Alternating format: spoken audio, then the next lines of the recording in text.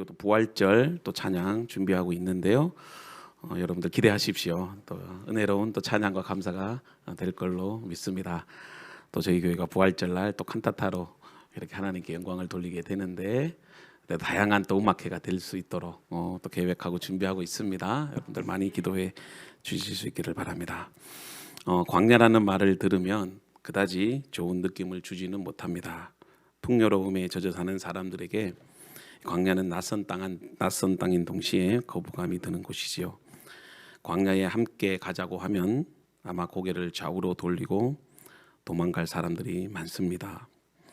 도시 생활이 편한데 뭐하러 굳이 고생하느냐, 그런 머물 이유도 없다는 것이죠. 저희 부모님이 옥천에서 한동안 오랫동안 시골 생활을 하셨는데 우리는 뭐 자연인이라고 해서 좋아하겠지만 저희 부모님이 한 몇 년을 살고 나서부터 다시 도시로 오셨습니다. 저희들은 뭐 공기도 좋고 또 이렇게 전원 생활도 하고 또 건강도 좋아지실 것인데, 근데 저보고 하는 말이 야 여기서 살아봐라야 그러면서 힘들다고 얘기를 하시는 것 같아요. 뭐 쇼핑도 해야 되고 또 수영을 워낙 좋아하시니까 또 수영도 해야 되고 또 여러 가지 그런 또 사람도 만나고 또 관계도 맺고 싶어 하는데 아무래도 제한이 있으니까 힘든 것 마찬가지입니다. 이 광야 생활이라는 게 그렇게 쉽지 않죠. 광야를 좋아하는 사람이란 없습니다. 그런데 우리는 광야와 같은 삶을 살지요. 사실 이것은 피할 수 있다고 피해지는 것이 아니라는 것입니다. 하나님은 여러분들을 광야로 이끌어 가셔요. 왜냐하면 그 광야의 과정을 겪을 때 가나안의 축복이 주어지기 때문에 그렇습니다. 가나안에 가기 위해서는 광야를 갈 수밖에 없어요. 그래서 믿음의 동행자들은 모두가 광야의 길을 걸었고 또 경험했다는 것입니다. 그러므로 하나님이 여러분들을 광야로 이끄실 때 여러분들이 이 광야를 우리가 어떻게 해석하고 어떻게 받아들이느냐, 사실 이것이 중요합니다. 우리가 신앙생활을 하는 목적이 무엇일까요? 그것은 영혼 구원입니다. 그러나 우리가 이스라엘 백성들의 광야 생활을 통해서 얻을 수 있는 구원 그리고 교훈이 있는데 그것은 영혼 구원이지만 사실 가나안에 입국하는 것이, 가나안을 정복하는 것이 먼저가 아니라 광야 생활이 먼저예요. 광야 생활을 통해서 먼저 하나님의 백성으로서 우리가 그분의 통치에 순응할 수 있는 거룩한 하나님의 백성이 되는 것. 자격도 없는데 가나안 땅에 들어가서 뭐 하겠습니까? 결국은 우상 숭배하고 하나님을 배교하고 자기 마음대로 살다가 멸망하겠죠. 여러분, 하나님 나라에 살기 위해서는 하나님 나라의 자격을 갖춰야 돼요. 여러분, 선진국은 잘 산다고 해서 선진국이 아닙니다. 그 선진국에 맞는 문화의식, 또 교육의식, 그리고 여러 가지 그런 어떤 자격을 갖출 때 선진국이라고 합니다. 마찬가지예요. 여러분들 신앙생활을 한다는 것은 하나님의 말씀에 여러분들의 몸과 마음이, 여러분들의 인격이 변화되어지는 것, 이것이 선행되어져야 된다는 것입니다. 제가 유학 시절에 공부하고 친하게 지냈던 우리 이집트 선교사님이 계십니다. 제가 새벽마다도 이렇게 계속해서 기도하고 있는데 그분은 힘들 때마다 라스베가스를 간다고 합니다. 제가 살았던 LA에서 라스베가스는 차를 타고 한 3시간 반, 거의 한 150마일 정도로 이렇게 가면은, 150마일이면 어느 정도 되나요? 거의 한 100, 한 2, 30km? 그 정도로 가면 3시간, 빠르면 3시간 반, 천천히 가면 뭐 4시간 정도 이렇게 갑니다. 근데 사실 라스베가스를 가는 이유가 라스베가스 도박하러 가는 게 아니고 라스베가스가 좋아서가 아니라 라스베가스를 가는 그 길이 좋아요. 왜냐하면 LA에서 라스베가스로 가는 그 프리웨이어 15번 도로가 있는데 그 길은 어느 길을 통과하느냐면 모하비 사막을 통과해요. 근데 그 끝없이 펼쳐지는 그 광야와 같은 그 사막이 좋아서 가는 거예요. 저도 한 4-5번 이렇게 라스베가스를 가는데 제 아내한테도 늘 기도를 해요. 그 광야의 길을 차를 몰고 갔으면 좋겠다. 그런 그리움을 늘 표현을 합니다. 근데 그 선교사님이 그 라스베가스를 가는 길을 차를 타고 가면서 마치 그 광야를 보면서 자기가 이집트에 와 있는 그런 기분이 든다고 해요. 그래서 힘들고 어려울 때마다 그 길을 가면서 그 힘들게 사역했던 그 이집트 선교 현장을 생각하면서 그때 하나님이 도우셨던 그 은혜의 손길을 광야를 보면서 생각하고 마음의 위로를 받는다고 해요. 근데 저는 라스베가스를 갈 때마다 그 길을 운전해서 가긴 가는데 처음엔 사막을 보며 계속 가니까 좀 짜증나기도 하고 또 덥고 지루하고, 근데 그 선교사님은 그 길을 가면서 은혜가 되고 감동이 되고 또 힐링이 된다고 하는 거죠. 자, 사막이라는 환경은 변함이 없는데 왜 서로 다른 생각들이 나타나게 될까요? 저는 짜증나는데 그 선교사님은 마음의 힐링이 일어나는 거죠. 자, 사막과 광야는 변함이 없어요. 그런데 내가 어떻게 생각하느냐에 따라서 사막이 은혜가 되고 그 사막이 힘든 곳이 될 수 있다는 것입니다. 그러니까 여러분들이 그 광야를 어떤 의미를 부여하느냐에 따라서 달라진다는 말씀이에요. 신앙생활은 생각의 차이를 극복하는 겁니다. 나의 생각과 하나님의 생각의 차이를 좁혀나가는 것, 그게 여러분들 신앙생활이에요. 내가 어떻게 생각하느냐에 따라서 하나님이 달라집니다. 믿음이 달라져요. 은혜가 달라져요. 여러분, 생각은 우리의 신앙과 삶을 변화시키는 초석이 됩니다. 그래서 믿음의 생각은 좋은 결과를 가져오지만 그렇지 못한 생각은 좋지 못한 결과를 가져옵니다. 영적 원리 중에 예수님이 다음과 같이 말씀하셨어요. 마태복음 7장 17절에 보면 다음과 같이 말씀하고 있는데요. 이와 같이 좋은 나무마다 아름다운 열매를 맺고 못된 나무가 나쁜 열매를 맺나니. 여러분, 이 말씀을 묵상하면서 뭘 느낍니까?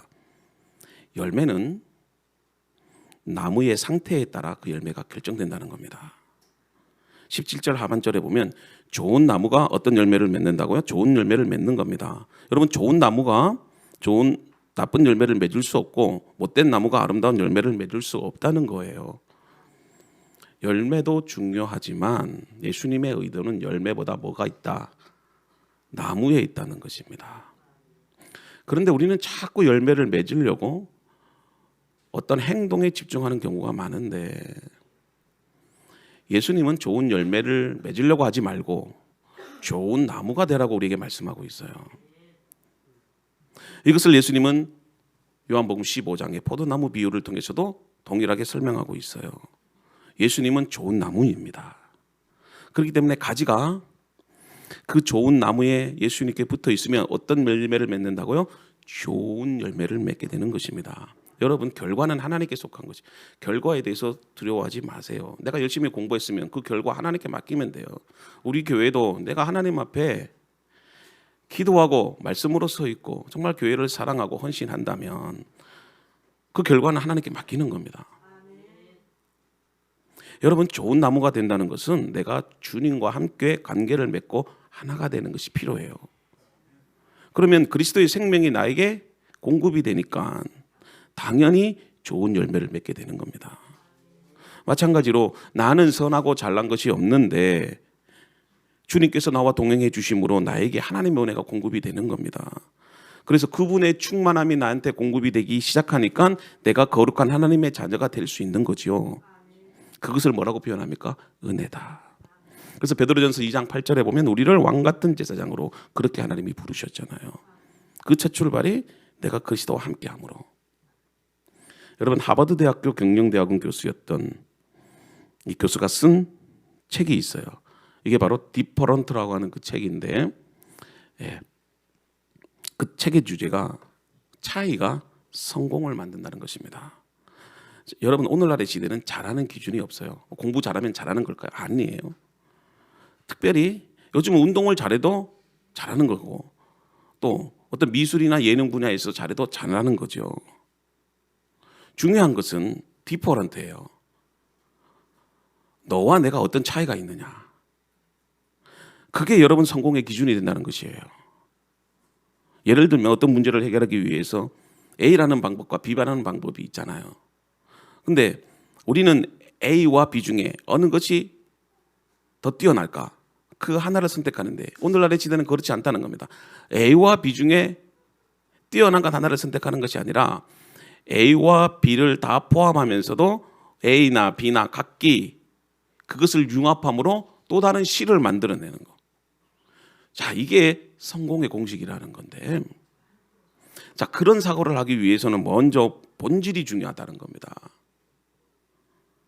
어떤 일에 매몰되지 않고 중요한 것은 성공하기 위한 사람은 거기에 가치를 넣는 거죠. 왜 사람들이 애플에 열광하는 줄 알아요? 사실 애플의 그런 어떤 디자인이나 제품은요, 삼성보다 떨어져요. 근데 아이들이 왜 애플 아이폰을 좋아하는 줄 아십니까? 거기에는요, 가치가 있어요. 한마디로 그 아이폰은 간지가 나는 거예요. 네. 요즘 중고등학교 아이들 갤럭시 폰 사용 안 합니다. 전부 다 아이폰 사달라 그래요.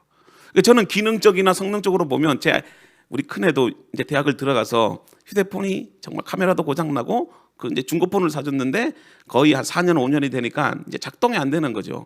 그래서 제가 약속을 했어요. 대학교 들어가면 휴대폰을 사줄게. 근데 아빠의 마음은 갤럭시를 사주려고 했어요. 요즘 얼마나 성능이 좋아요. 가격도 싸고. 그런데 걔는 무조건 아이폰이에요. 왜 물어봤더만 간지난대요. 그리고 그 아이폰에는요, 소비자가 요구하는 그 포인트, 그 젊은이의 감성과 그런 어떤 의미를 부여하는 거죠.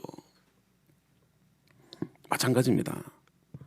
이것을 신앙적으로 해석해 보면 믿음의 생각과 행동이 변화를 주고 그 변화가 사실 능력을 가져오게 된다는 것입니다.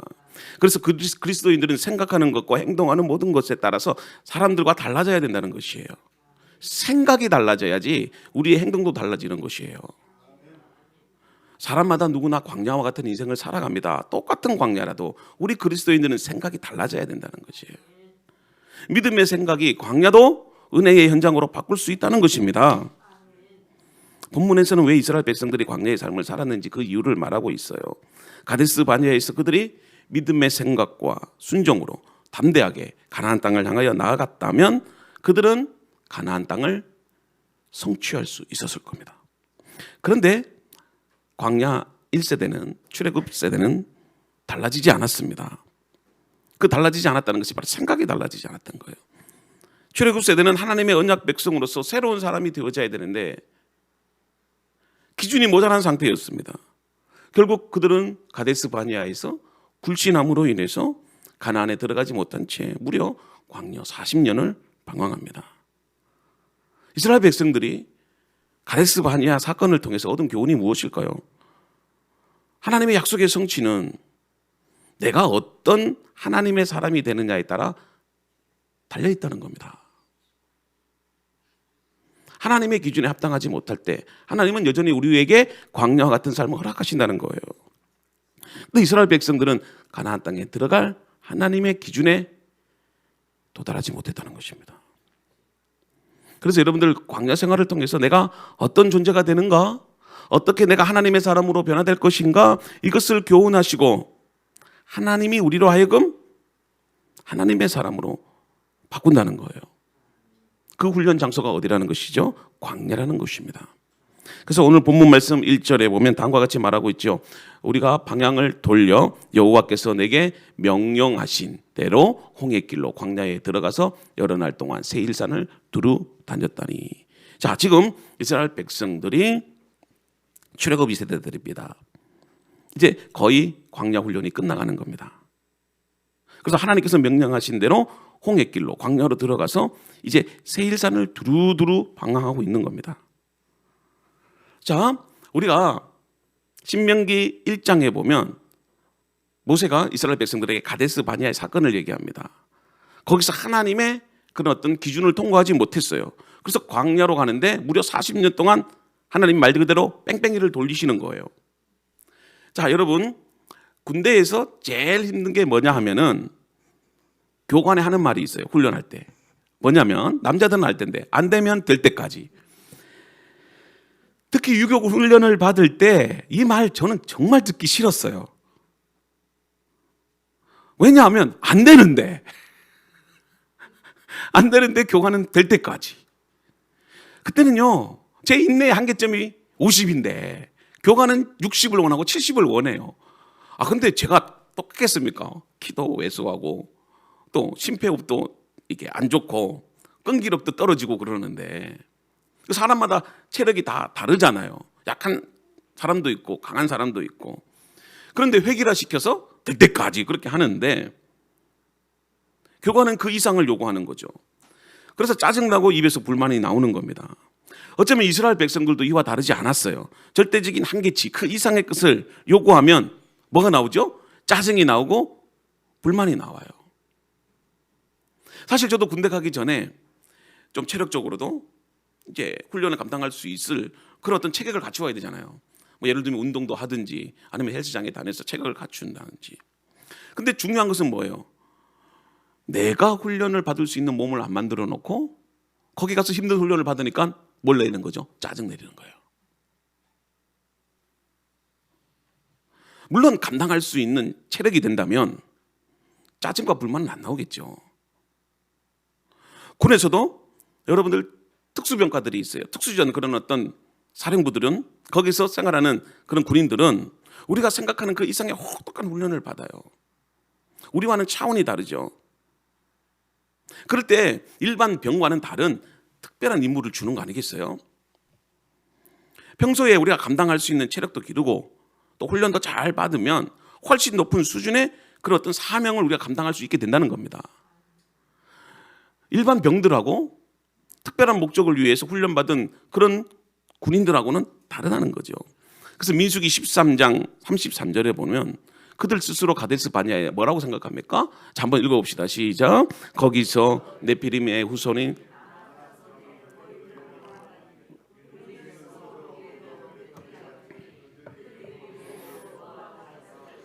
근데 사실 하나님께서 이스라엘 백성들에게 너희들은 메뚜기다 그렇게 말한 적도 없어요. 근데 지금 스스로 뭐라고 평가하고 있어요? 메뚜기다 그렇게. 왜 스스로 그렇게 메뚜기라고 자신을 비하할까요? 여러분 하나님 나라의 백성들 여러분들은 절대 메뚜기가 아닙니다.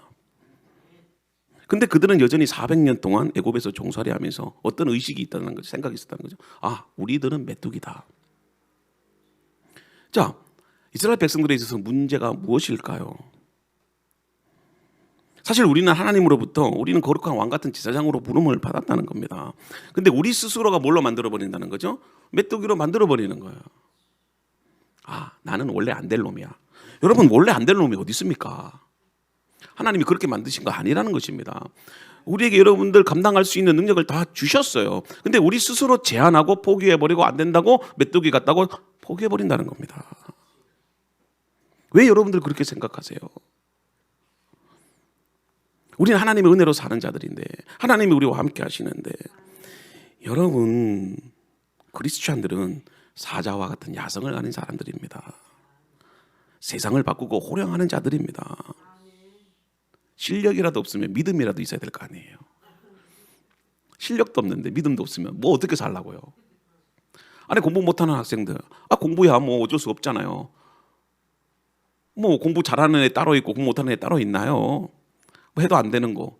그러면 아싸리 좀 죄송한 속된 표현이지만 아싸리 믿음이라도 승부를 걸어야죠. 제가 그랬잖아요. 성공은 디퍼런트라고. 너가 갖고 못한 것을 내가 갖고 있다는 거예요. 너는 그래 공부 잘해서 좋은 대학 가고 좋은 회사에 취업해라. 나는 연애 부분에 있어서 최고가 될란다. 나는 IT 분야에 있어서 최고가 될란다. 나는 내 장사하는 이 기업을 세계적인 기업으로 만들겠다. 그런 비전이라도 있어야 될 거 아니겠습니까? 근데 이스라엘 백성들은 그게 없었다는 겁니다. 그래? 가나안 족속은 거대하고 창검을 가지고 높은 성벽도 있고 그래 너희들은 그렇게 가졌지만 우리에게는 하나님이 함께 하신다. 이런 사자 같은 야성이라도 있어야 되지 않겠습니까? 근데 그런 훈련이 어디서 길러진다고요? 광야 생활을 통해서 길러진다는 거예요. 그 400년 동안 묻어있던 그 노예의식을 메뚜기 의식을 뭘로 바꾸겠습니까? 훈련받아야 되는 거예요. 민간인이 군대 가서 군인으로 바뀌기 위해서는요 신병훈련소를 겪어야 되는 거죠. 그 민간인의 때를 벗어내야 되는 겁니다. 그 훈련 과정이 없이 하나님의 사람 자격도 없는데 하나님 나라의 백성이 되겠다? 절대 그렇지 않아요. 열등감 비교의식을 다 내어버리십시오. 이 열등감은 자신만 시험에 드는 것이 아니라 그 열등감은 메뚜기 의식은 남을 전가시켜요. 그러니까 10명의 정탐꾼들이 메뚜기 의식을 가졌는데 온 이스라엘 백성들이 전염이 되잖아요. 가나안 땅을 탐지한 여호수아와 갈렙을 제외한 10명의 열등감이 이스라엘 백성들 전체의 두려움과 절망을 준 것입니다. 광야의 목적은 우리로 하여금 그 메뚜기 의식, 우리는 하나님의 왕 같은 제사장으로서의 그 믿음을 광야에서 갖게 한다는 것입니다. 그리스도인은 믿음으로 하나님의 자녀답게 당당하게 이 세상을 향해서 나아가야 합니다. 광야는 사실 아무것도 없어요. 여러분들 광야에 안 가보셨겠지만 저는 미국 서부에 살면서 여행을 가면 늘 광야예요. 사막이에요. 그래서 어떨 때는요, 여행을 가면서 저희 부모님이 한번 저희 미국에 오셨는데 같이 여행을 가면서 사막길을 갔는데 사막길을 쭉 가다 보면 아무것도 없는데 여기저기 집이 있어요. 참 신기하더라고요. 그래서 우리가 항상 아버님, 저 사람들은 뭐 먹고 살까요? 전기도 안 들어오고 수도도 안 들어오는데 뭐 사막 한가운데 집을 지어놓고 살까요? 정말 여러분, 사막은요 아무것도 없어요. 근데 광야의 목적이 무엇입니까? 아무것도 없기 때문에 하나님만 의지한다는 거예요. 뭔가라도 있으면 하나님 의지 안 하는 건데 아무것도 없는 광야로 가니까 내가 그때 하나님을 보게 된다는 겁니다. 때로는 우리 가운데 광야 같은 인생이 있어요. 내가 그동안 질병으로 인해서 고통을 당했어요. 네, 이 질병을 경험하기 전에는 하나님 의지 안 했는데 내게 질병을 주니까 그 질병을 통해서 뭘 보게 하는 거예요? 하나님을 의지하게 하는 거예요. 내가 사업이 잘 될 때는 하나님 절대로 의지 안 했는데 사업을 망하고 나니까 그제서야 하나님이 보이기 시작한 거예요. 그러면 질병을 걸리는 것이, 사업을 망하는 것이, 실패하는 것이 결국은 그것이 우리 진정한 실패가 아니라 오히려 하나님의 은혜를 경험하게 하는 순간이 된다는 거예요. 하나님이 함께 하시면 부족함이 없다. 그것을 우리가 깨닫게 되는 것입니다. 쉽게 말해서 이스라엘 백성들이 뭐 먹고 살았을까요? 어떤 아이들에게 얘기를 해보니까, 애들아, 광야에는 아무것도 없는데 이스라엘 백성들은 뭐 먹고 살았을까? 거기는 쌀도 없고 거기는 먹을 음식도 없고. 그러니까 아이들이 하는 말이 뭘까요? 라면 먹고 살면 되잖아요. 그렇게 하죠.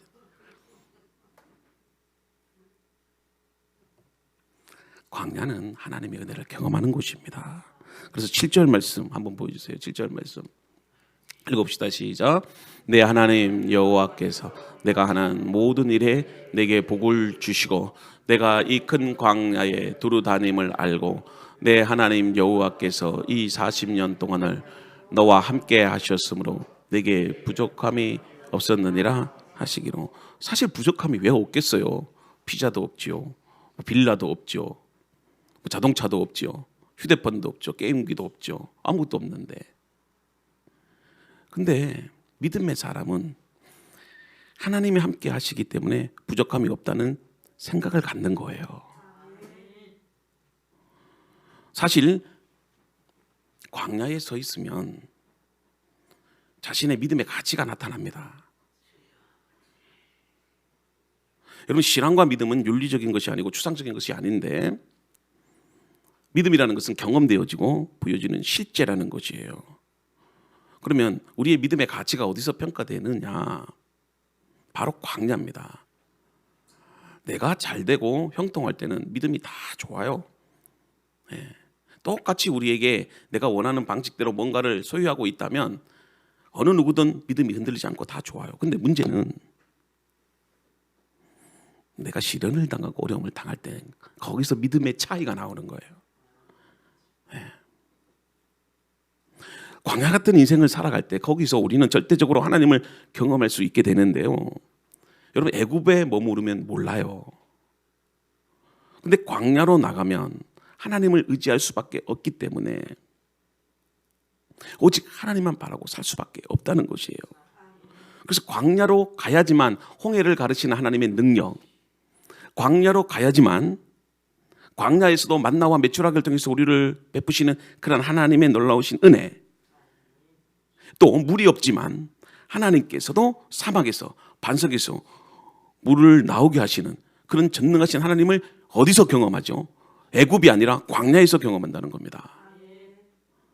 그리고 하나님을 경험하고 하나님의 임재를 느끼기 위해서 우리 모두는 어디로 가야 된다는 거죠? 광야로 가야 된다는 것입니다.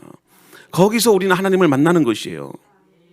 여러분들, 메뚜기 같은 여러분들의 인생이 왕 같은 거룩한 하나님의 백성으로 바뀌는 겁니다. 모세도 떨기나무 가운데 하나님을 만나요. 근데 만나고 나서 그 모든 인생이 변하기 시작합니다. 그래서 여러분, 하나님을 만나는 것이 변화의 능력이고 그것이 축복의 시작이라는 것입니다. 오늘 왜 여러분들이 능력 있는 삶을 살까요? 여러분들의 삶의 변화가 올까요? 거기는 하나님의 부재로부터 나오는 거예요.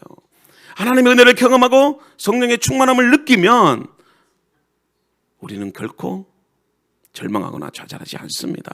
힘들어도 이겨나갈 수 있다는 것이에요. 그게 바로 뭐다? 믿음의 차이라는 거예요. 생각의 차이라는 겁니다. 똑같이 이 잔에 물이 있어도 반 정도 물을 마셨을 때 반밖에 안 남았네? 그러나 반이나 남았네. 왜 반이나 없어졌을까? 거기에 따라서 차이가 나는 거죠. 일을 하더라도 10시간 똑같이 일을 하는데 8시간 똑같이 일을 해도 시간이 왜 이렇게 빨리 가지? 더 해야 되겠네? 그런 사람은 생산력이 나오는 거예요. 근데 벌써 1시간밖에 안 지났어? 2시간밖에 안 지났어? 똑같이 일을 하면 생산력이 떨어지는 겁니다. 이왕 어차피 10시간을 일을 해야 되는 것은 똑같아요. 일을 10시간 해야지 우리가 봉급을 받고 생활을 하는 건데 이왕 하는 거 감사함으로 하자고요. 은혜로 하자고요.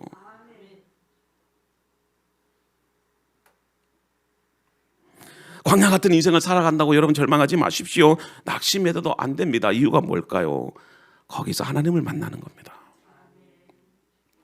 사실 광야는 절대적인 빈곤 외에는 없습니다. 사실 이스라엘 백성들이 한두 명이 아니잖아요. 20명이야. 우리가 쌀 한 가마니 갖고 간다고 치면 먹고 살겠지만 수백만 명이나 되는 사람들이 어떻게 먹고 자고 있겠습니까? 그래서 광야에 서면 살기 위해서 하나님을 바라봐야 되는 것입니다. 왜냐하면 하나님의 도우심 없이는 답이 없어요. 물론 애굽에 있으면서 집을 팔고 또 출발하기 전에는 애굽인들이 또 자기가 가진 것들을 나누어 줬어요. 그래서 가진 것 갖고 살아요. 근데 여러분들 생각해 보십시오. 아무리 우리가 저축하고 가진 것을 살아도 거의 1, 2년 지나면 다 떨어져요. 그래서 시내산에 딱 도착해서 거기서 가진 것 다 소비해버리고 이제 본격적인 광야 훈련을 시작해야 되는데 그 전에는 내가 가진 거 저축해 놓은 거 내가 있던 것 갖고 살았는데 근데 이제는 다 소비해버리고 하나님이 주신 것으로 살아야 되는데 자연적으로 먹을 것 입을 것 아무것도 없는 광야에서 우리가 의지할 수 있는 것은 뭘까요? 하나님밖에 없잖아요. 광야는 하나님이 날마다 우리에게 다가오셔서 우리를 지키시고 보호해 주시는 하나님 임재의 현장이고 은혜의 장소라는 것입니다. 그래서 여러분, 광야라는 것은 결핍의 현장이에요. 쉴 곳도 없고 물이 없고 이것을 우리가 고난이라고 표현을 할 때에 그래서 고난 속에 하나님을 의지하게 한다는 겁니다. 광야는 비르바르 이렇게 히브리어로 번역이 되는데요. 이 말씀은 다바르라고 하는 그 단어에서 나왔어요. 그러니까 이 다바르가 뭐냐면 하나님의 말씀이 임재하는 곳. 그러니까 광야 이코르 하나님의 말씀이 임재하는 곳이에요.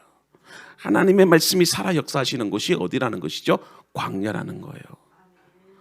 여러분, 인간은 쉐마적인 존재예요. 쉐마가 뭘까요? 들으라. 하나님의 말씀을 들음으로써 사는 존재들이 바로 인간이라는 것이에요. 근데 우리가 세상에서는 하나님의 말씀이 안 들리는데 광야에 가면 하나님의 말씀이 들리기 시작하는 거예요. 그러니 하나님이 어디로 이끄시는 거죠? 여러분들을 광야로 이끄시는 겁니다.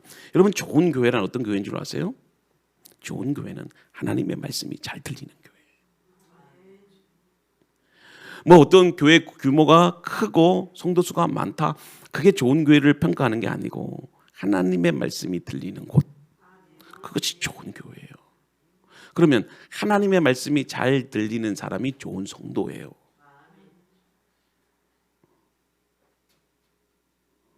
여러분, 말씀이 들리는 게 은사예요. 오늘날 청년 세대들, 아이들 세대들 세상 사람들에게 아무리 말씀을 전해 주어도 안 들리는 거예요. 안 들립니다. 왜냐? 광야를 경험해 보지 않았기 때문에. 우리 아버지 어머니 세대들은 광야의 삶을 살아봤기 때문에 알잖아요. 요즘 아이들이 배고픔이란 건 뭔가 압니까? 보릿고개 모릅니다. 우리나라가 정말 세상에서 제일 가난했던 나라였다는 걸 아이들은 몰라요. 전쟁의 고통도 모르고 일제치하 때 우리 민족이 얼마나 힘들었는지도 몰라요. 옛날에 산에 가서 나무 껍데기 먹고 먹고 살았다 그러면 애들이 그냥 이상하게 볼 거 아닙니까? 꿀꿀이 죽 먹고 살았다 그러면 부대찌개가 미군들이 버린 음식 찌꺼기 갖고 해 먹었다는 거 그거 알면 아무것도 모를 거예요.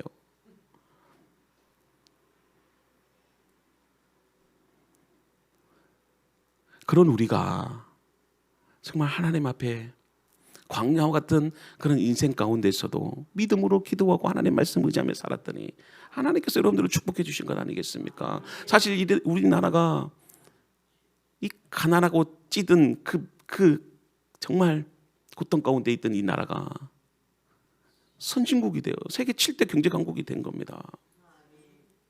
이런 축복이 어디서 나온 걸까요? 우리 믿음의 성도들의 기도예요. 하나님의 말씀이에요.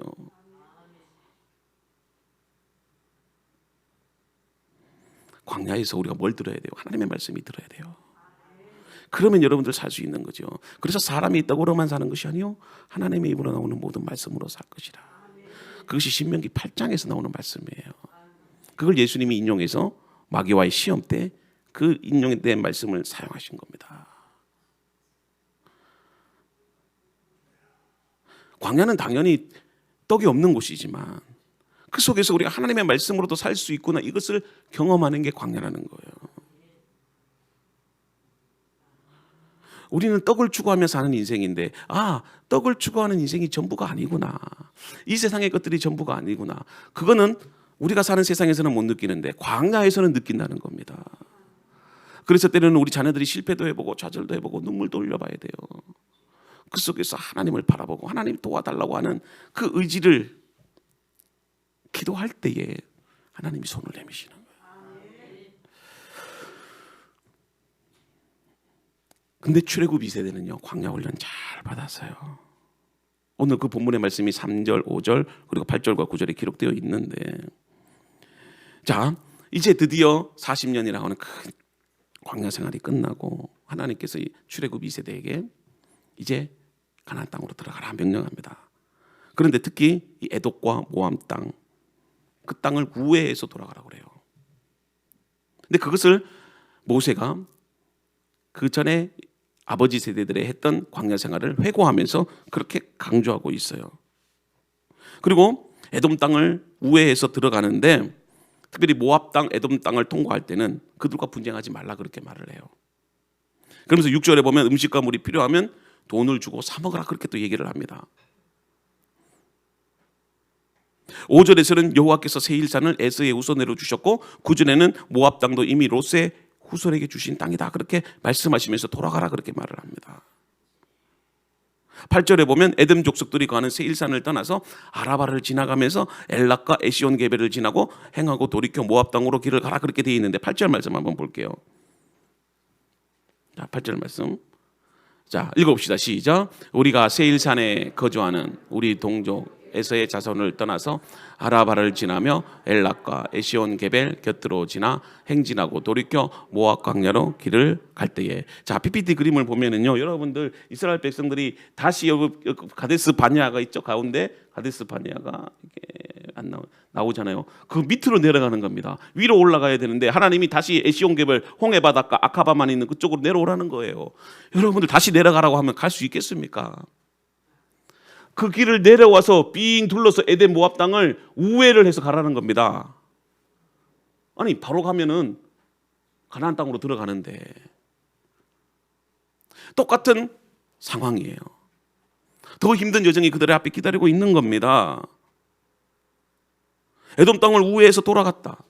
여러분들 사실 이게 쉬운 게 아니잖아요. 그 광야길이 얼마나 힘든 길인데 오히려 반대쪽으로 밑으로 내려갔다가 우회해서 들어가라. 가깝게 갈 수 있는 길이 있었음에도 불구하고 그들은 하나님의 명령에 따라 순종해서 먼 길을 돌아가는 겁니다. 과거 출애굽 1세대 아버지 세대와 같은 불평과 원망하는 모습이 없이 오직 여호와 하나님의 말씀에 순종해서 그 먼 길을 돌아가는 겁니다. 멋진 모습 아닐까요? 사실 전쟁에서 승리한 것도 아닌데 출애굽 1세대는 불평이나 원망이 없이 광야에서 훈련 잘 받았잖아요. 바로 이런 세대가 가나안을 정복해 가는 겁니다. 그들에게 앞에 여리고 같은 똑같은 가데스 바네아 같은 상황이 있어요. 그런데 그들은 하나님 말씀 의지하여 하나님의 법궤를 앞세우고 여호수아와 함께 담대하게 여리고성을 점령하지 않습니까? 이게 바로 이 광야의 훈련의 결과예요. 그래서 여러분, 우리는 힘들어도 가야 합니다. 가까운 길이 있지만 하나님이 명령하시면 먼 길을 돌아서라도 우리는 가야 됩니다. 하나님께서 허락하심에 따라 사는 삶, 하나님이 주시는 것으로 우리는 살아가야 된다는 것입니다. 왜냐하면 7절의 말씀처럼 우리는 부족함이 없기 때문에 그렇습니다. 부족함을 느끼는 이유가 욕심 때문이에요. 근데 하나님은 이스라엘 백성들에게 에돔과 모압 땅을 욕심내지 마라. 그건 너희들에게 준 게 아니야. 그러니 힘들어도 돌아가. 그리스도 안에서 자족하는 법을 배우십시오. 하나님이 함께 하시면 우리는 부족한 것이 하나도 없습니다. 하나님만 있으면 됩니다. 만나 세대, 즉 광야 세대는 가나안에 충분히 들어갈 자격이 있는 자들입니다.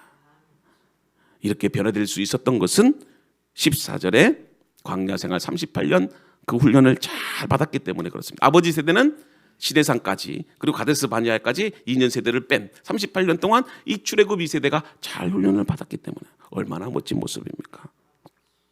광야가 여러분들을 하나님의 사람으로 바꾼 은혜의 현장인 것입니다. 여러분 중에 광야와 같은 삶을 산다 할지라도 절망하지 마십시오. 그곳은 하나님을 만나는 축복의 장소입니다. 우리는 무언가를 견디며 살아가고 있어요. 예외 없이 힘들지만 여러분 견디고 인내하며 살아가야 됩니다. 광야 같은 인생을 살아가는 여러분들에게 있어서 가장 필요한 것은 견딜 수 있는 은혜입니다. 견딜 수 있는 힘을 공급받는 것입니다. 인내하며 견디어낼 때에 우리에게는 가나안의 축복이 임합니다. 광야를 견디어내는 것이 성도의 가장 큰 사명입니다. 감사하며 주와 함께 이 길을 가는 저와 여러분들이 되기를 주님의 이름으로 축복합니다. 이 시간 우리 함께 합심해서 한번 기도하면 좋겠습니다. 때로는 여러분들 광야와 같은 인생의 절망과 고통의 현장에 있을 때, 그럴 때 여러분 절망하지 마십시오. 그곳에는 언제나 하나님이 함께 하십니다. 심지어는 여러분들에게 먹을 것, 입을 것 다 공급해 주십니다. 우리가 깨닫는 것은 하나님의 말씀으로 사는 존재들입니다. 떡으로 사는 존재들이 아니라는 것입니다. 여러분들 힘들고 어려운 광야 같은 삶이 있을 때, 그럴 때 주님 바라보며 인내하며 견뎌나갈 수 있기를 원합니다. 오늘도 그런 믿음을 갖게 하여 주시옵소서. 우리 다 같이